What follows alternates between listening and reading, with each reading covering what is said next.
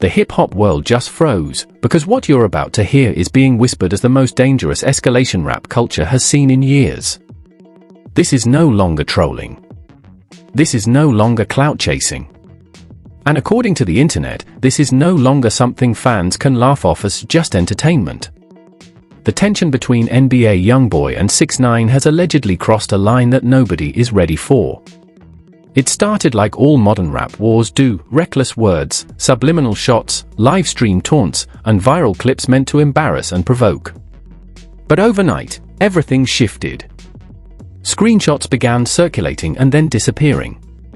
Posts were uploaded, deleted, reposted, and scrubbed again. Fans notice sudden silence where noise usually lives. And when two of the loudest, most unpredictable figures in hip-hop go quiet at the same time, people get nervous. Insiders are claiming the tone behind the scenes has turned ice cold. Not funny. Not theatrical. Not playful. Just raw tension and unresolved anger. Bloggers are hinting that conversations are happening off-camera, off-social, and far away from public timelines. And the scariest part? Nobody seems to know who's actually in control of what comes next. Twitter is spiraling. TikTok breakdowns are racking up millions of views. Comment sections are filled with fans begging both sides to chill before something irreversible happens. Other artists are suddenly choosing their words carefully or staying completely silent. Even longtime hip-hop commentators are saying this feud feels different. Because when disrespect stops being loud and starts becoming quiet, history tells us that's when things get unpredictable. And once you understand how this beef allegedly went from mutual respect to obsession, resentment, and something far darker, you'll see why so many people are saying this isn't a rap story anymore. This feels like a countdown. The moment people realized this beef wasn't normal anymore was when old footage resurfaced that nobody paid attention to back then. Clips from years ago, buried interviews, shaky phone recordings, all suddenly stitched together like a puzzle that had been waiting for the right moment to explode. Back in 2018, before indictments, before snitch labels, before courtrooms and live stream meltdowns, there was mutual respect. Real respect. The kind that doesn't need cameras. 6ix9ine himself admitted it. NBA Youngboy approached him without fear, without theatrics, without posturing. That alone shook the narrative, because at the time both men were untouchable forces moving through the industry like storms. But respect in hip-hop is fragile.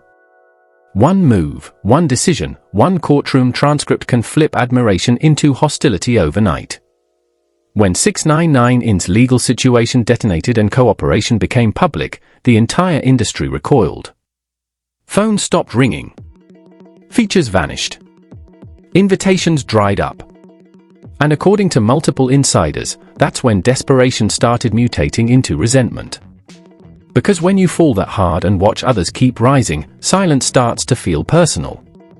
Sources claim that behind closed doors, 6ix9ine didn't just feel abandoned, he felt rejected by the one artist he thought might still understand him. Allegedly, that $1 million offer wasn't just business. It was a test. A loyalty check. A lifeline. And when NBA Youngboy didn't take it, the tone shifted permanently. What once sounded like admiration slowly curdled into something bitter, sharp, and aggressive. Then came the whispers. Quiet claims that the offer wasn't just turned down, but discussed, debated, and ultimately rejected because of pressure from people who don't play internet games.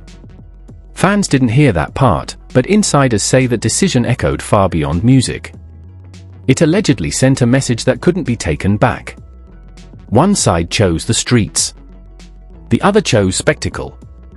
Things stayed cold but quiet for a while, until live stream culture poured gasoline on everything. 6ix9ine started talking again. Not randomly. Not vaguely. He went straight for pressure points. Label deals. Ownership. Control. He said things he knew would travel fast, knowing Youngboy's fanbase listened closely to every rumor about contracts and exploitation. It wasn't just disrespect, it was strategic embarrassment. That's when the industry noticed something chilling. NBA Youngboy didn't rant. He didn't hop on live. He didn't explain himself. He responded the way he always does when he feels truly disrespected, through music. Short lines.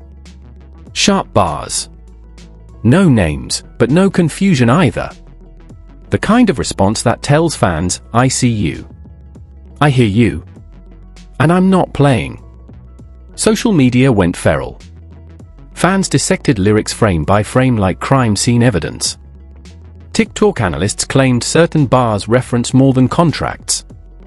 Some said they heard warnings buried between verses. Others swore the tone felt heavier than normal, angrier than rap beef usually allows. Meanwhile, 6ix9ine kept poking, smiling, provoking, daring a reaction. Then the leaks started. Alleged DMs from people close to both camps. Voice notes claiming meetings were cancelled last minute. A screenshot that appeared and vanished showing a conversation ending with the words, "This ain't music no more." No verification, no confirmation, just enough smoke to make everyone uneasy. What pushed fans into panic mode was the sudden behavioral shift. NBA Youngboy went quieter than usual. Fewer posts. Fewer appearances. Meanwhile, 6ix9ine amped up security, flashing armored vehicles and bodyguards in ways that felt less like flexing and more like signaling. Bloggers started asking why. Commentators stopped joking. Even people who live for drama started saying this felt off. Other rappers noticed too. A few sent cryptic tweets about energy changing. One deleted a post after fans connected it to the feud. Another went live just to say, "You'll think everything a joke till it's not." No names were dropped, but everyone knew what time it was. Behind the scenes, insiders claim both sides were being warned by people they actually listened to. Not managers. Not PR teams. Real voices telling them to slow down before ego turns into something irreversible. But pride doesn't hear warnings well, especially when millions are watching and narratives are already locked in. The scariest part is what fans can't see. The conversations are not recorded. The reactions not tweeted. The moves happening offline.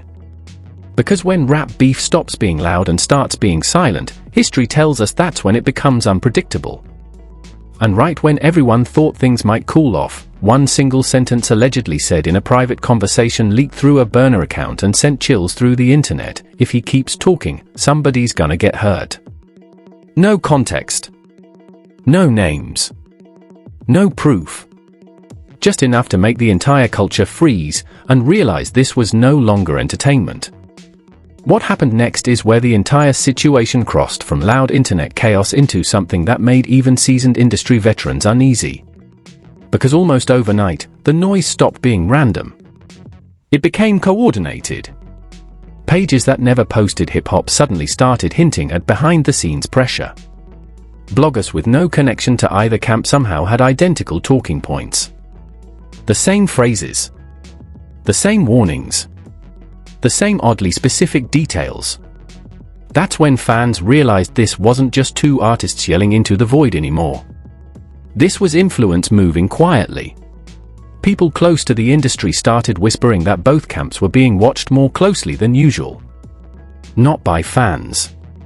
By people who don't comment, don't repost, and don't argue online. The kind of people who measure consequences, not clout. NBA Youngboy's circle allegedly tightened overnight. Fewer appearances. Fewer random hangouts. Studio sessions moved. Locations changed. Meanwhile, 6ix9ine leaned harder into spectacle, but something about it felt different this time. The laughs looked forced. The flexing felt defensive. The energy didn't read confident, it read loud to cover unease. Then came the so-called label phone call rumor. An alleged leak claimed executives from two completely different companies reached out to mutual intermediaries with the same message. This back and forth was bad for business, bad for safety, and bad for everyone involved. No one confirmed it, but within days, certain posts disappeared. Certain interviews never aired. Certain clips vanished before they could go viral. That doesn't happen by accident. Fans began noticing something else too. The tone of NBA especially when old clips resurfaced of 6ix9ine admitting he respected Youngboy in the past. That contrast made the current hostility feel personal, not performative. Then the alleged voice note leaked. No names. No faces. Just a distorted audio clip from a private group chat that sounded like someone warning, "This don't end well when pride get involved." The clip spread everywhere before disappearing within hours. No one claimed it. No one denied it. And that silence made it worse. Even more unsettling was how other rappers reacted. Not with jokes. Not with memes. With distance. People who usually jump into drama stayed quiet. A few quietly unfollowed. A few postponed collaborations. A few cancelled appearances where both fan bases might overlap. That's when fans started saying the same thing over and over: "This doesn't feel like rap beef anymore." What truly rattled people was the timing. Both artists were at pivotal moments. NBA Youngboy navigating legal pressure and career control. 6ix9ine fighting relevance in an industry that never fully welcomed him back. Two men with everything to prove, but for completely different reasons. That's a volatile mix. Especially when the internet keeps demanding escalation like it's entertainment. Behind the scenes, insiders claim family members got involved. Not managers. Not lawyers. Family. The kind of conversations that don't get leaked. The kind that remind you what's actually at stake when headlines fade. One anonymous source said, "Everybody wants this to cool off, but nobody wants to look like the one who backed down." That's the trap. Pride versus survival. Narrative versus reality. And just when it seemed like things might finally slow down, a new clip surfaced, not aggressive, not threatening, but chilling in its calm. NBA Youngboy, speaking off camera, saying only one sentence, "I don't entertain clowns." It wasn't loud. It wasn't direct. But it landed harder than any rant. Because in hip-hop, being dismissed is sometimes the deepest cut of all. The internet exploded again. But this time, the tone wasn't exciting. It was a concern. By the time the dust should have settled, it didn't. It thickened. Because silence, when paired with unresolved ego and a watching audience, doesn't calm situations down. It pressurizes them. And that pressure started leaking in places nobody expected. It began with movement. Quiet movement. NBA Youngboy's camp allegedly shut down multiple planned appearances with no explanation. Venues were notified last minute. Travel routes were altered. Security details expanded. Not flashy, not announced, just tightened. People around him noticed a shift in protocol that didn't match internet-beefed energy. This felt preventative. Calculated. Like someone expecting consequences before they arrived. At the same time, 6ix9ine's orbit looked chaotic in a different way. Posts went up and vanished within minutes. Stories were uploaded, deleted, re-uploaded with captions slightly tweaked, like someone second-guessing every word. Fans who usually thrived on his antics started asking uncomfortable questions. Why does this feel more frantic than funny? Why does it feel like he's baiting something he can't control? Then came this near-missed rumor. An unverified account claimed an event tied loosely to one artist had been quietly rerouted due to a credible concern. No details. No confirmation. But the post spread before being wiped. Screenshots lived forever. And the timing was too perfect to ignore. People weren't debating lyrics anymore. They were debating safety. Industry insiders began speaking in coded language. Phrases like "this isn't worth it" and "lines are being blurred" started popping up in interviews that had nothing to do with the beef.